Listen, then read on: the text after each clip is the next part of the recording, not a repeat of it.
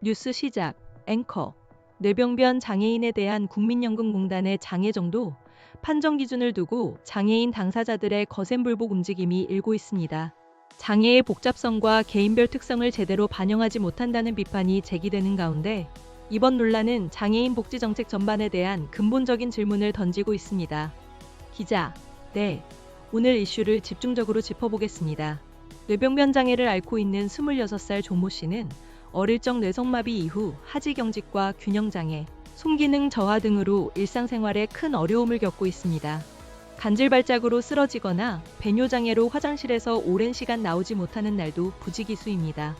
하지만 최근 국민연금공단으로부터 받은 장애정도 판정에서는 수정받을 지수 MBI 70점대에 심하지 않은 장애로 평가받았습니다. MBI는 식사, 이동, 목욕 등 일상생활 동작 수행 능력을 점수화한 지표로 수치가 높을수록 장애 정도가 낮다는 것을 의미합니다. 공단 측은 방문평가에서 조 씨가 보조기구 없이 일정 거리를 보행할 수 있다는 점 등을 근거로 점수를 산정했다고 밝혔습니다. 그러나 조 씨 측은 잦은 균형 상실로 외부 활동 시 낙상 위험이 크고 일상생활에 적잖은 제약이 있음에도 공단이 1시간 이내의 짧은 방문평가와 서류만으로 독립수행 가능이라는 단순한 결론을 내렸다고 주장합니다. 이에 신청과 행정심판을 거치면서 조 씨가 대학병원 재활의학과에서 2차례 MBI 재평가를 받은 결과 각각 52점과 37점으로 중증장애 판정을 받았습니다. 서울시 행정심판위원회는 이를 근거로 기존 처분을 취소하고 재판정을 명령했지만 공단은 재판정에서도 기존 판단을 유지했습니다. 조 씨 측은 이에 대해 또다시 판정 취소를 구하는 행정소송을 진행 중입니다. 이처럼 공단의 장애 판정을 두고 장애 당사자들의 불복이 끊이지 않고 있습니다. 김선민 조국혁신당 의원이 국민연금공단으로부터 제출받은 자료에 따르면 지난해 장애 판정에 대한 이의 신청은 16,647건으로 처음으로 1만 건을 넘어섰습니다. 유형별로는 지체장애가 3,086건, 28.9%로 가장 많았고 뇌병변 장애가 2,578건, 24.2%로 뒤를 이었습니다.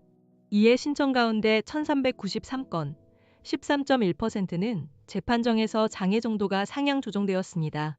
장애 정도가 낮게 판정되면 활동 지원 서비스나 각종 편의 지원 이용에 상당한 제약이 따릅니다. 이에 신청으로 구제되지 못할 경우 행정심판이나 행정소송을 거쳐야 하지만 변호사 비용 등 경제적 부담이 크다는 현실적인 어려움도 존재합니다. 최근 5년간 행정심판 청구도 매년 500건 안팎에 이르고 있습니다.